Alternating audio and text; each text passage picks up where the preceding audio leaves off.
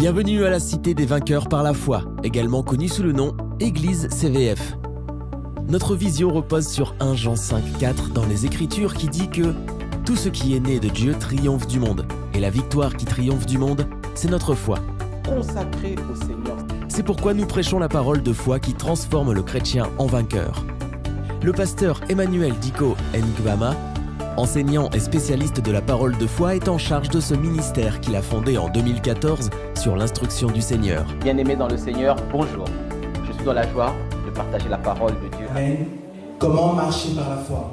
Après avoir vu au début d'année comment vivre par la foi, le Seigneur a conduit notre Père, le pasteur Diko, à pouvoir entamer cette série Comment vivre par la foi. Et nous allons ce matin explorer à la lumière de la parole de Dieu cette particularité, cette vérité que chaque enfant de Dieu doit désirer, doit aspirer. Alors que la semaine dernière, nous avions vu ce qu'il en était de la foi de Noé, nous avions parcouru rapidement les Écritures dans Hébreux 11. Et nous avions vu à quel point Noé avait fait preuve de foi. Comment dans sa génération, dans son époque, il avait fait preuve de foi, il avait marché par la foi. Et ce matin, je vais continuer dans ce même sens. Et il est impossible de parler de foi sans parler de notre Père dans la foi. Et lorsque nous parlons de notre Père dans la foi, il ne s'agit de personne d'autre si ce n'est que d'Abraham. Amen. Alors comme vous le savez, comme je l'ai dit précédemment, le titre de mon message, c'est Comment vivre par la foi, plutôt le titre de la série. Mais le sous-titre que j'aimerais donner à mon message ce matin, c'est le modèle, le mode d'emploi plutôt, selon Abraham pour marcher par la foi. Nous verrons comment Abraham, face aux réalités qui le concernaient, a pu démontrer sa foi par ses actes. Amen. Alors comme vous le savez, Hébreux 11 retrace la vie de ces héros dans la foi. On parle de Noé, on parle d'Abraham, on parle de Sarah, on parle d'Enoch. Mais ce matin, je vais m'appesantir sur la vie d'Abraham. Amen. Et on va commencer par lire le texte de référence qui se situe dans Hébreux 11 au verset 8. Hébreux 11 au verset 8, peu importe la version.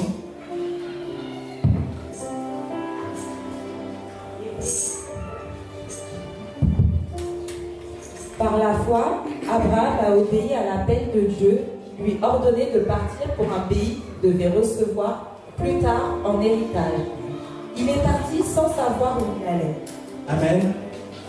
Je vais relire pour vous. Par la foi, Abraham a obéi à l'appel de Dieu qui lui ordonnait de partir pour un pays qu'il devait recevoir plus tard en héritage. Il est parti sans savoir où il allait.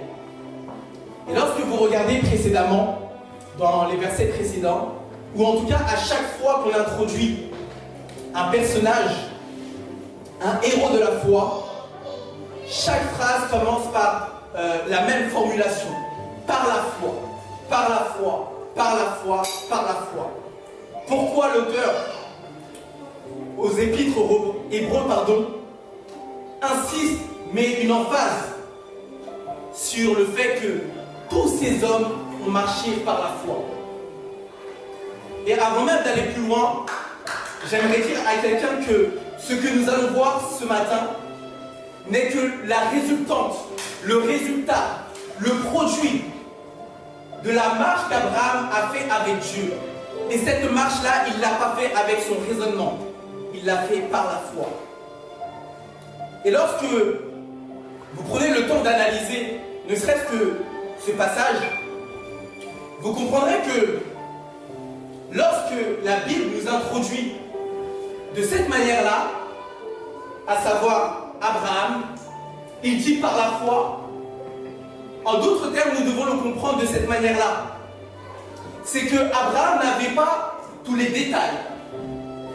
Abraham n'avait pas toutes les circonstances.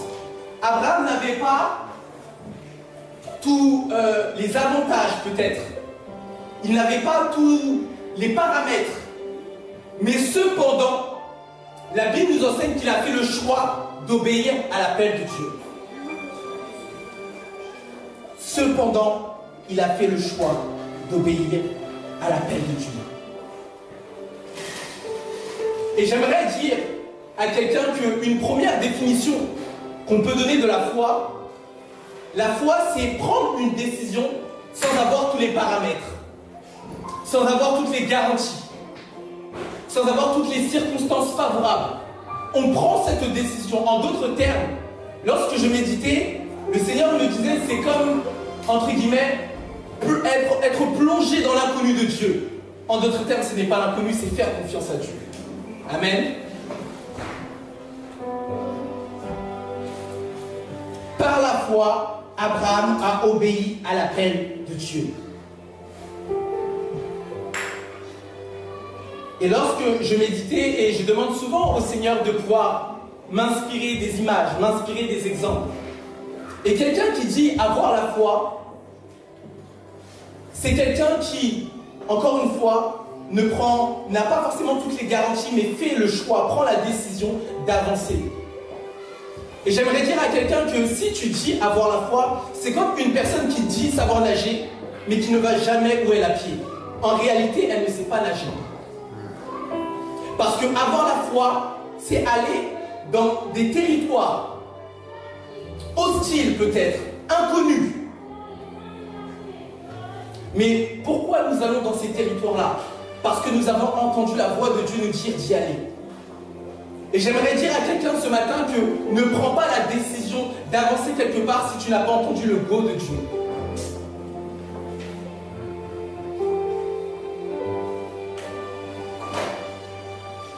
Je disais que avancer, marcher par la foi, c'est prendre la parole de Dieu à la lettre.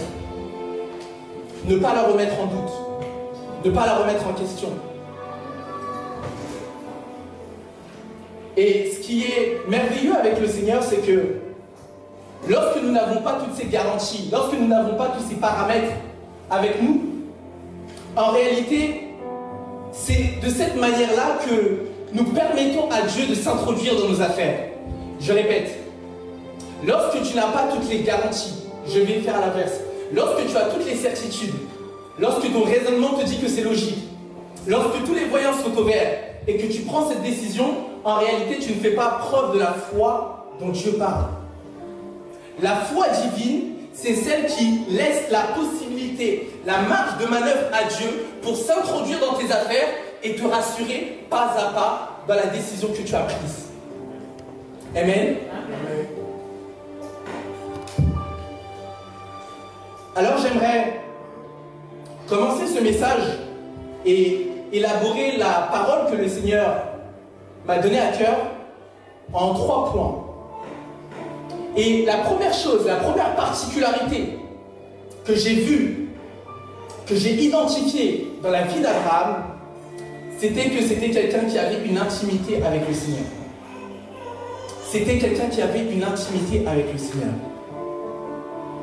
Voilà pourquoi le premier titre, le premier point, c'est avoir une intimité permet, en tout cas te donne la confiance nécessaire pour poser des actions. Quelqu'un qui n'a pas confiance en une personne ne peut pas la suivre à la lettre. Et nous allons voir ce matin comment Abraham, à son niveau, a fait confiance à Dieu.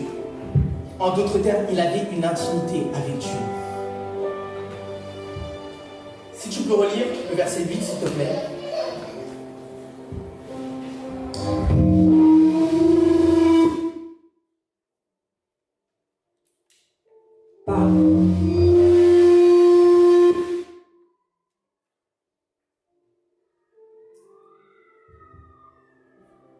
Par la foi, Abraham a obéi à l'appel de Dieu qui lui ordonnait de partir pour un pays qu'il devait recevoir plus tard en héritage. Amen. Par la foi, Abraham a obéi à l'appel de Dieu. Et tu comprendras que si Abraham a obéi à l'appel de Dieu, cela signifie que Abraham était dans l'intimité avec Dieu. Parce qu'il est impossible d'entendre Dieu si tu n'es pas dans son intimité. Est-ce que quelqu'un me suit? Il est impossible d'entendre Dieu te parler si tu n'es pas dans son intimité. Alors, ce qu'il fallait faire pour Abraham, c'était d'être connecté à la source. Et lorsque tu es connecté à la source, tu es capable de discerner la voix de Dieu des autres voix. Amen. Et tu es capable de faire le bon choix.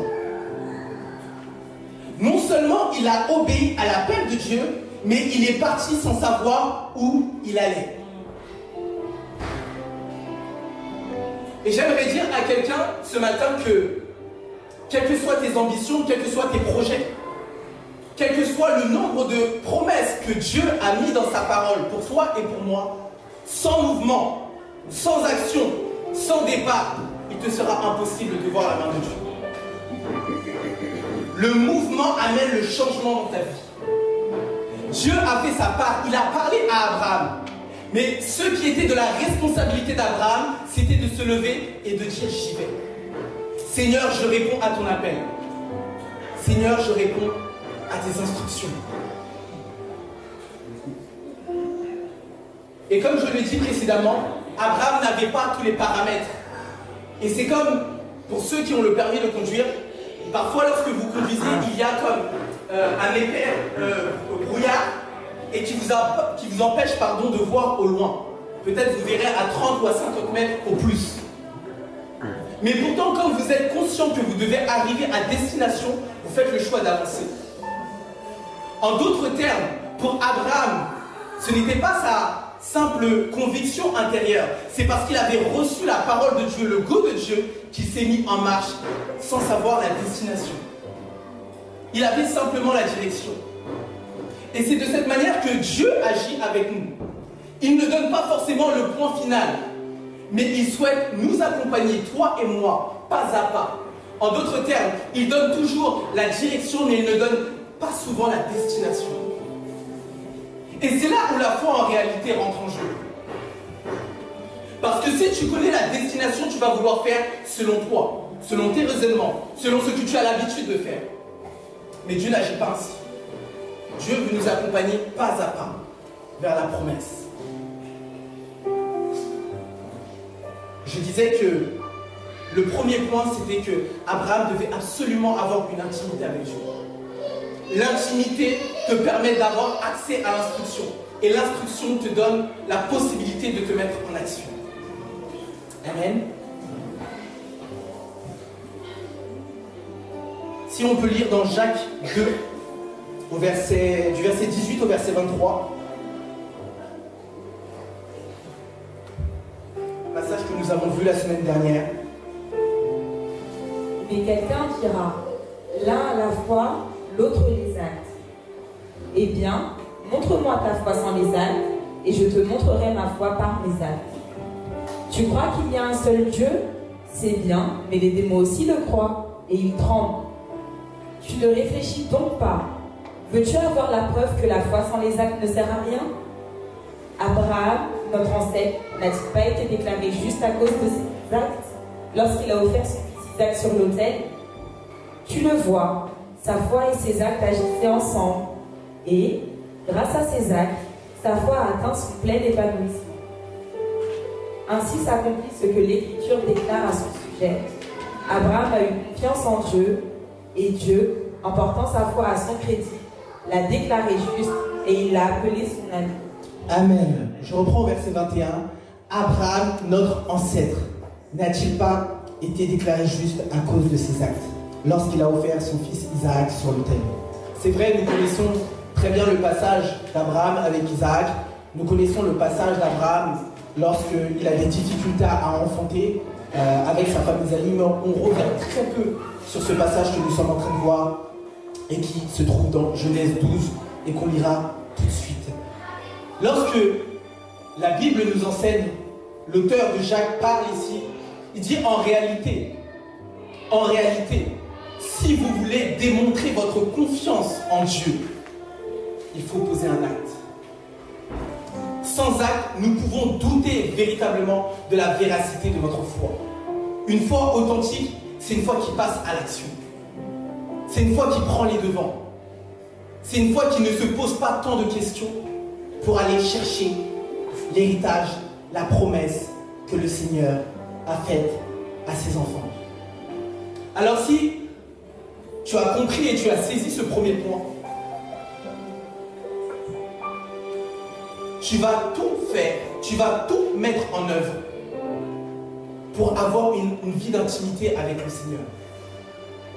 Le titre de la série, c'est « Comment marcher par la foi ».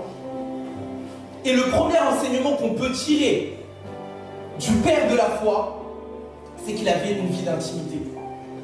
C'est qu'il avait une relation. C'est qu'il avait accentué le fait de développer son oreille à entendre Dieu lui parler. Et c'est comme ça qu'il est parti. Et lorsque tu as développé cette intimité, c'est une bonne chose. Mais comme je le disais précédemment, encore faut-il passer à l'action. Et lorsque tu as les certitudes, lorsque tu connais quelqu'un parfaitement, tu n'as plus de doute sur ce que cette personne te dira.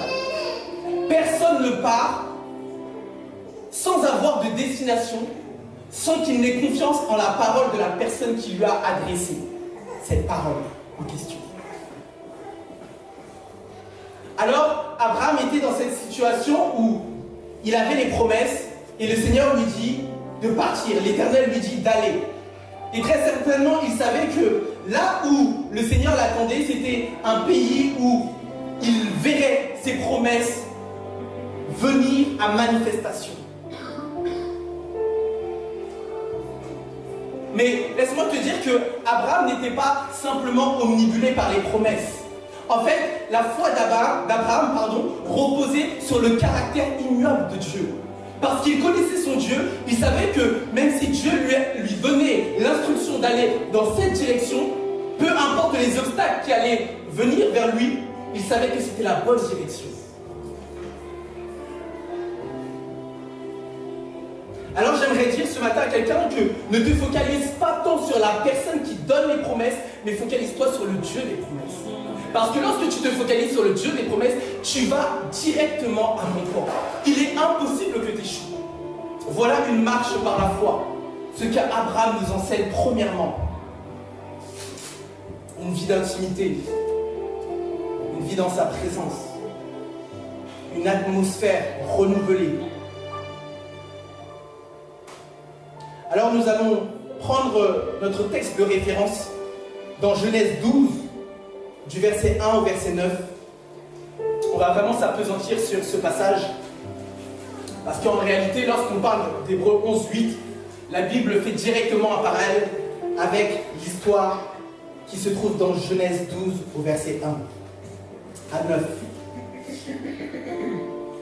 Tu vas aller petit à petit. Tu vas lire dans un premier temps et après on va découper le passage. Genèse 12 du verset 1 à 9, version semaine. L'Éternel dit à Abraham, va, quitte ton pays, ta famille et la maison de ton père pour te rendre dans le pays que je t'indiquerai. Je ferai de toi l'ancêtre d'une grande nation, je te bénirai, je ferai de toi un homme important et tu deviendras une source de bénédiction pour d'autres. Je bénirai ceux qui te béniront et je maudirai ceux qui t'outrageront. Tous les peuples de la terre seront bénis à travers toi. Abraham partit donc comme l'Éternel le lui avait demandé, et Lot s'en alla avec lui. Abraham avait 75 ans quand il quitta Haran. Il emmena Sarai, sa femme, son neveu Lot, les biens et les serviteurs qu'ils avaient acquis à Haran, et se mit en route pour aller au pays de Canaan. Quand ils furent arrivés, Abraham traversa le pays jusqu'à un lieu appelé Sichem, jusqu'au chef de Morée. À cette époque-là, les Cananéens habitaient le pays. L'Éternel apparut à Abraham et lui dit, je donnerai ce pays à ta descendance. Abraham érigea là un autel à l'Éternel qui lui était apparu. Puis, il leva son camp pour se rendre dans la région montagneuse à l'est de Béthel. Il établit son campement entre Béthel à l'ouest et à l'est. Il y construisit un autre autel à l'Éternel et le pria. Ensuite, Abraham repartit vers le sud, d'étape en étape, il gagna le Négev. Amen. Ok. Je disais tout à l'heure que le passage de Hébreux 11 au verset 8 est directement connecté à ce passage dans Genèse 12 du verset 1 au verset 9. Ici, on nous raconte l'histoire d'Abraham dans les détails. Abraham qui doit partir vers un pays. Et il a à sa responsabilité, il a à sa charge l'ensemble de sa famille et ses serviteurs. Et une chose importante que le Seigneur lui dit, premièrement, il lui dit dans Genèse 12 au verset 1, l'Éternel dit à Abraham, va, quitte ton pays, ta famille et la maison de ton père pour te rendre dans le pays que je t'indiquerai. Et ce qui m'a particulièrement marqué ici, c'est que lorsque le Seigneur dit à Abraham de partir, il lui dit de quitter son pays, de quitter ses parents, de quitter en réalité l'environnement dans lequel il est actuellement. J'aimerais pouvoir insister sur ce fait que marcher par la foi, en fait, nécessitera de toi et de moi que nous puissions quitter l'environnement qui nous est familier. Ici, il ne s'agissait pas simplement de l'environnement physique. Il s'agissait également des relations qu'Abraham avait. Et lorsque tu veux marcher par la foi, il te sera impossible de le faire si tu es dans ta zone de confort. Si tu es avec tes amis, avec tes proches que tu connais depuis longue date. Si tu as besoin de tous les paramètres pour pouvoir prendre une décision, pour pouvoir marcher dans la direction que le Seigneur veut. Voilà pourquoi le Seigneur insiste. La première chose qu'il lui dit, il lui dit quitte tout. Et j'ai même envie de dire qu'au-delà de l'environnement familier, il lui a dit quitte également ta manière de penser. Il lui a dit quitte également ta manière de penser. Parce que comme toute personne ici, Abraham avait reçu une éducation. Il avait reçu une manière de penser. Et sauf que l'Éternel ne peut pas fonctionner avec l'ancienne manière de penser.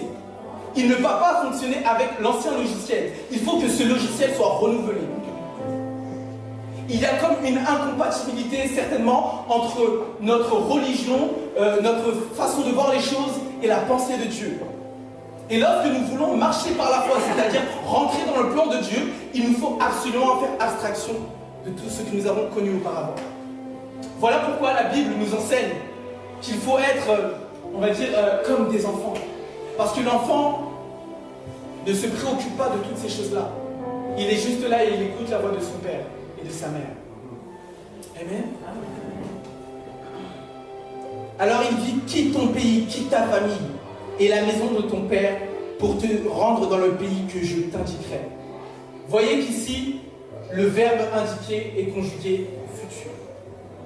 Je le disais tout à l'heure, Dieu ne donne pas forcément la destination, il te donne la direction.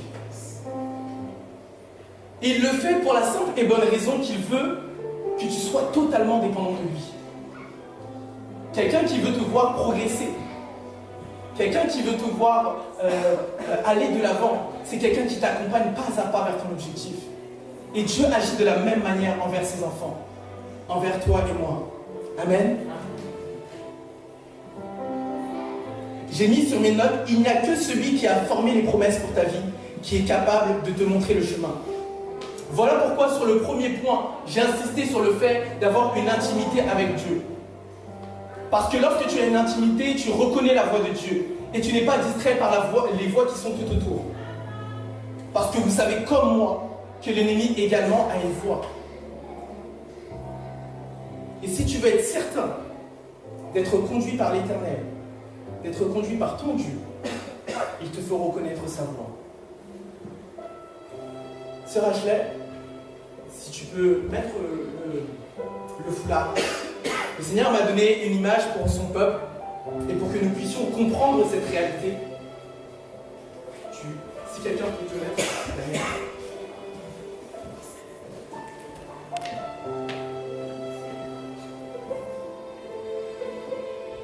Ashley, ici présente, était confortablement installée sur sa chaise. Elle n'avait pas froid. Elle ne manquait de rien. Ashley ici représente Abraham. Je représente Dieu. Ici en face, c'est Canaan.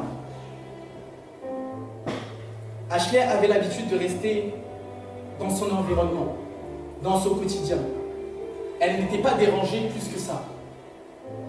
Mais la problématique, c'est que à l'intérieur d'elle, il y avait le plan de Dieu. Et pour que ce plan puisse s'accomplir, Ashley ne pouvait pas rester ici. Il fallait qu'elle parte. Il fallait qu'elle aille de l'avant. Il fallait qu'elle fasse un mouvement. Alors, je vais demander un exercice à Ashley. Est-ce que Ashley, tu gardes, est-ce que Ashley, tu peux essayer de toucher le haut-parleur qui est en face de toi? Vas-y, je t'en prie. Tu peux aller. Faut avancer par contre. On va voir si Ashley d'elle-même peut essayer de toucher le haut-parleur. Est-ce qu'elle va réussir à le faire parce qu'elle aura vu l'environnement qui était autour d'elle? Il semblerait qu'Ashley a du mal. Il semblerait qu'Ashley est en train de se tromper de direction. Et c'est normal parce qu'il n'y a personne à côté d'elle pour l'emmener vers la direction. Alors Ashley tâtonne. Ashley perd du temps. Attention à toi. Ok, tu peux revenir, je vais t'aider. On va revenir au point de départ. Ok.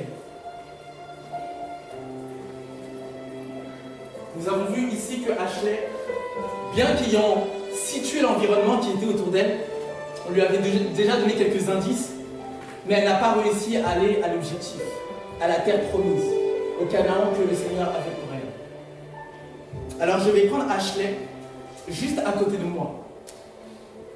Et non seulement je vais l'accompagner, mais je vais la guider par ma voix. Ashley, on va marcher. Toujours tout droit. Toujours tout droit.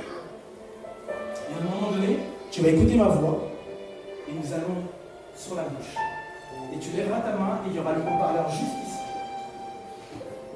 Voilà, tu peux tourner un petit peu à gauche. Et tu peux toucher le haut-parleur. Voilà.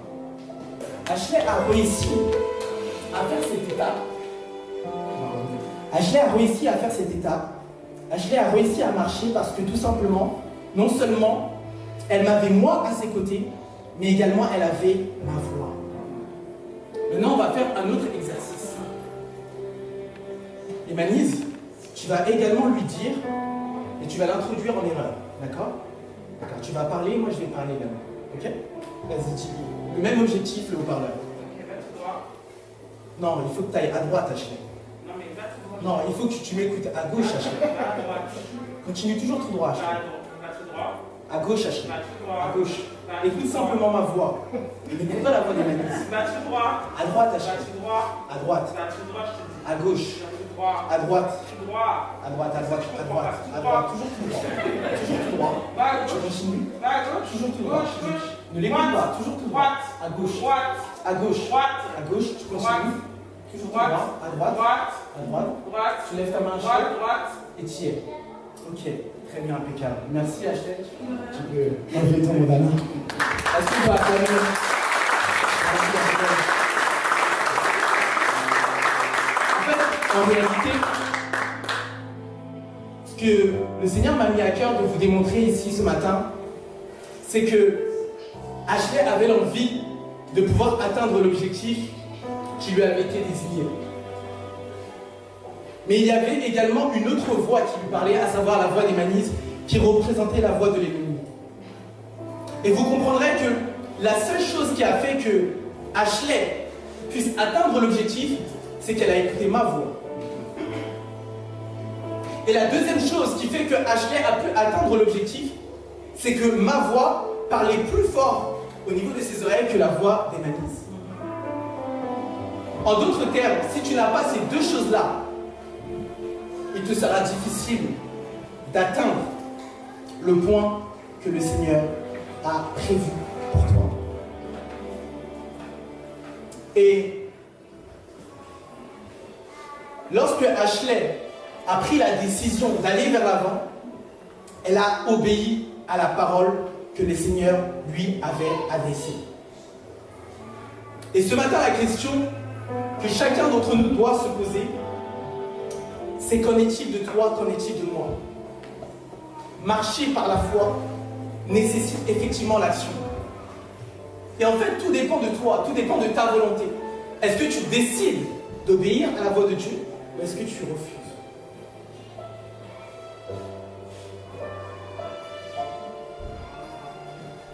Le Seigneur dit que la destination et la récompense, il en fait son affaire personnelle.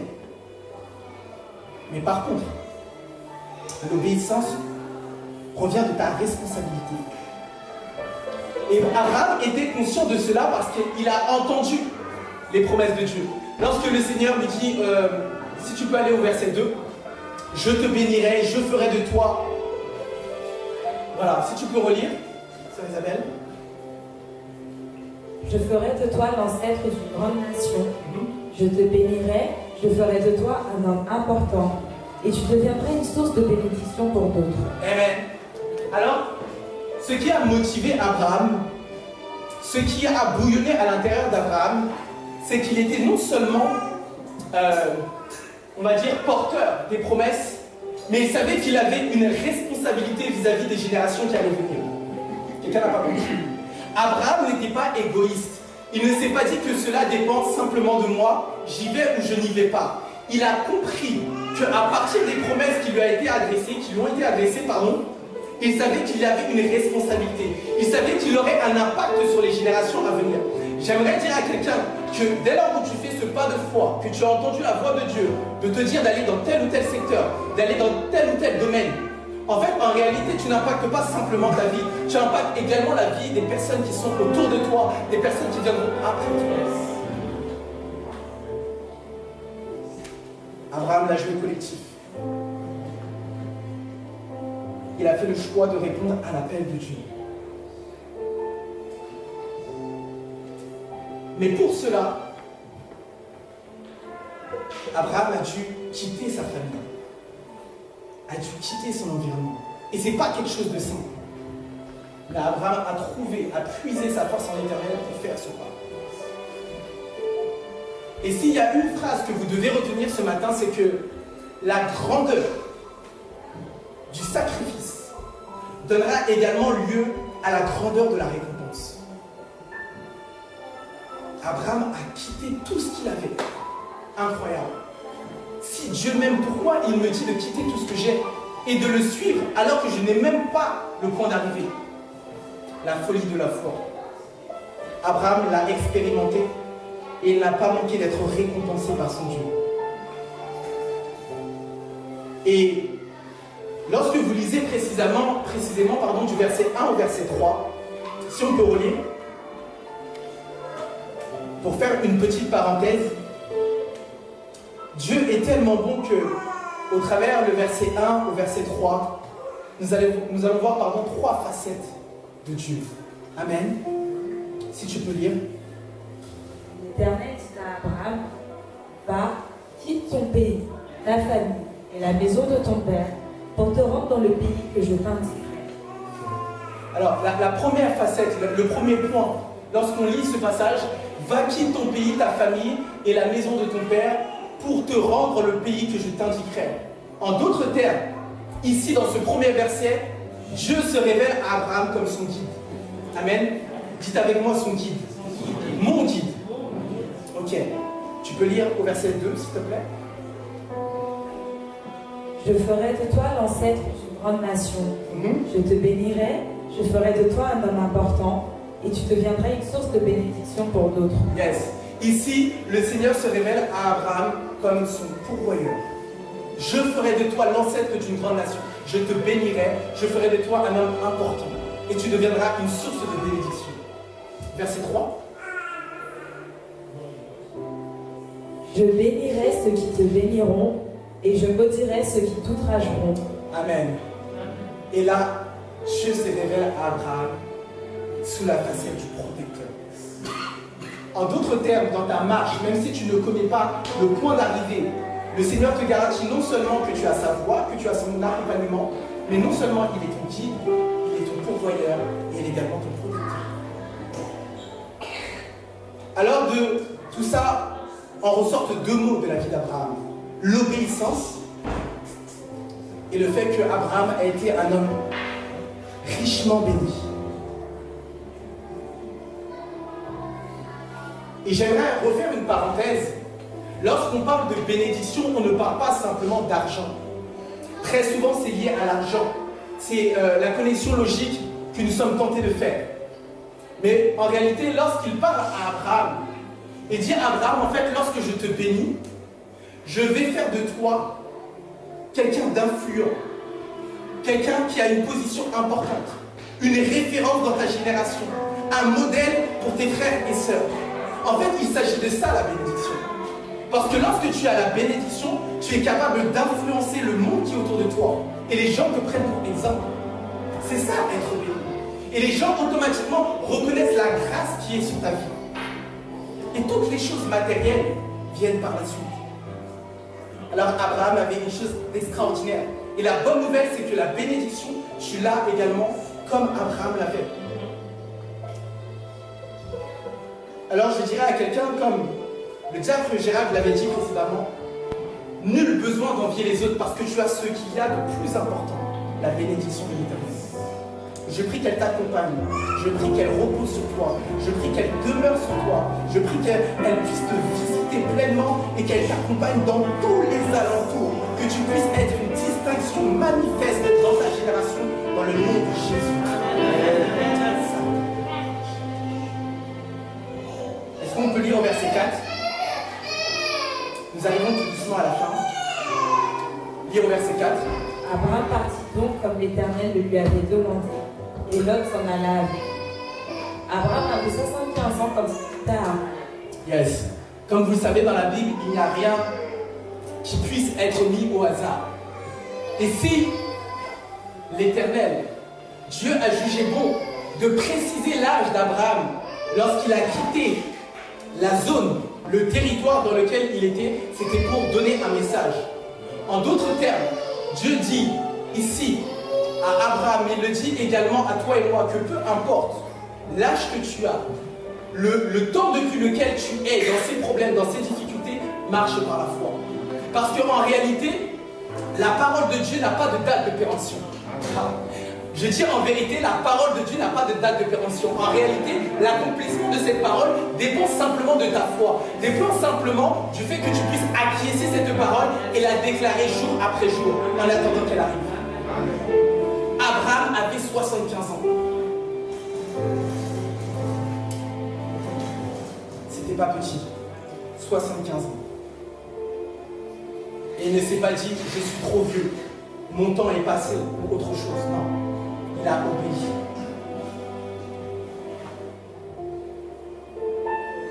Verset 5. Il emmena Sarai, sa femme, son neveu Lot, Yes. les biens et les serviteurs qu'ils avaient acquis à Haran, et ils se mirent en route pour aller dans le pays de Canaan. Yes. Tu peux arrêter là. Lorsque vous reprenez le contexte, vous comprendrez que Abraham était celui qui avait entendu Dieu lui parler. La Bible dit, Genèse 12 au verset 1, l'Éternel dit à Abraham. La Bible ne dit pas que l'Éternel dit à Sarai. En d'autres termes, la responsabilité d'aller vers le pays que le Seigneur lui avait indiqué revenait à Abraham et à Abraham seul. Sarai était en quelque sorte exclue. Pourquoi? Parce que, tout comme dans le jardin, Dieu avait parlé à Adam, Adam avait la responsabilité de protéger et de garder sa famille. Amen. Et de la même manière, Abraham avait la responsabilité de conduire sa femme, ses neveux et tous ses serviteurs à la promesse. Et j'aimerais dire à quelqu'un que Abraham avait fait preuve de leadership. Parce que comment vous pouvez emmener femme, neveux, biens et serviteurs sans que ces personnes-là n'aient pu eux-mêmes recevoir l'instruction de Dieu? Parfois, dans ta marche avec le Seigneur, parfois dans ta marche dans la foi, tu ne seras pas compris de tout le monde. Certainement, Sarai, sa femme, lui disait, mais sur quelle base tu pars? Son neveu également était là, en train de lui dire également ces choses-là. Mais Abraham avait fait preuve non seulement de foi, mais il était resté focus sur l'objectif, sur la destination que Dieu lui avait donnée. En d'autres termes, lorsque vous reprenez certaines lois dans la Bible, j'appellerais ça la loi de la concentration. Abraham était focus sur son objectif. Il ne s'est pas laissé distraire. Mais sur quelle base tu lances ce business? Mais sur quelle base tu vas dans ce pays? Mais sur quelle base tu entreprends cette affaire? Mais sur quelle base tu veux lancer un album? Mais quelles sont tes qualités pour écrire un livre? Toutes ces questions-là sont légitimes, mais elles ne le sont plus lorsque tu as reçu la parole de Dieu à ton égard. Elles ne le sont plus lorsque tu as reçu non seulement la parole de Dieu, mais que cette parole est devenue Réma dans ton cœur. Abraham devait faire abstraction des voix qui étaient autour de lui.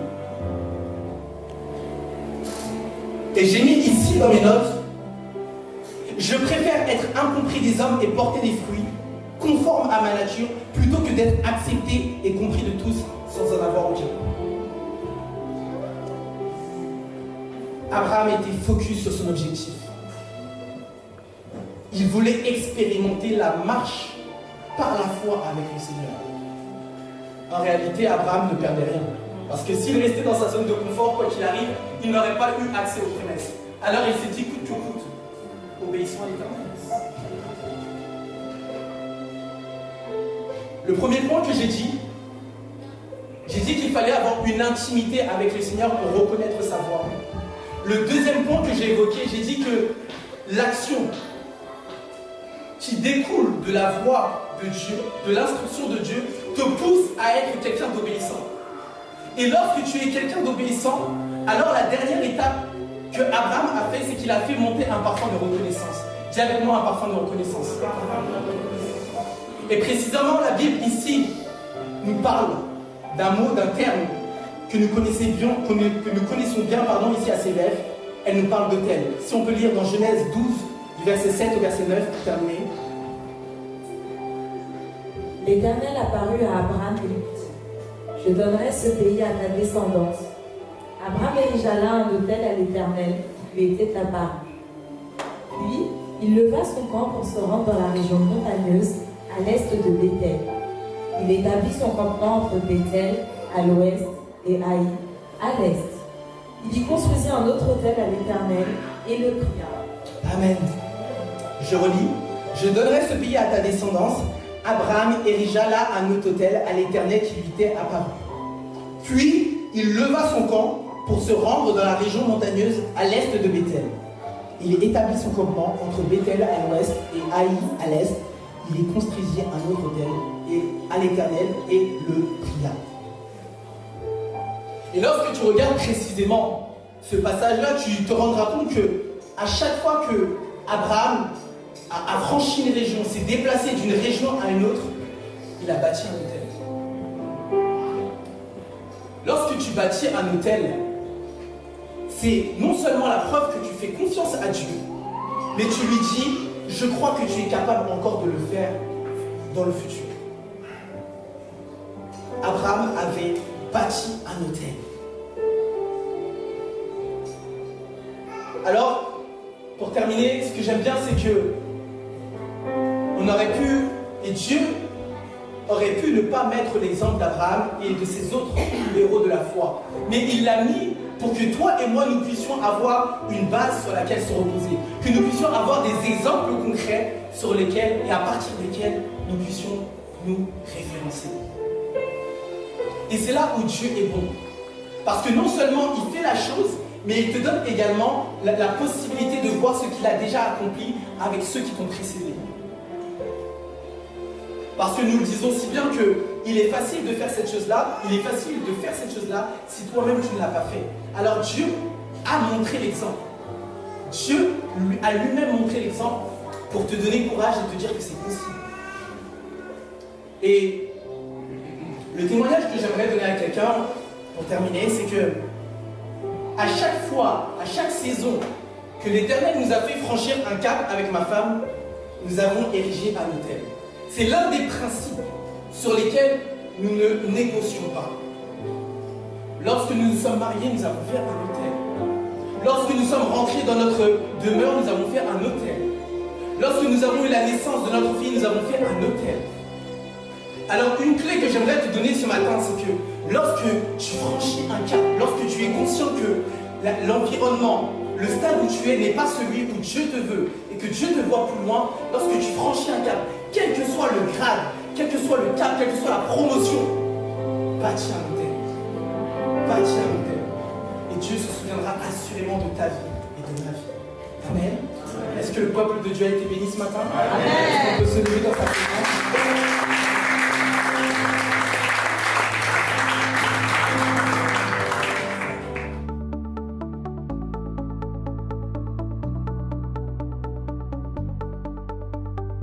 Bienvenue à la Cité des vainqueurs par la foi, également connue sous le nom Église CVF.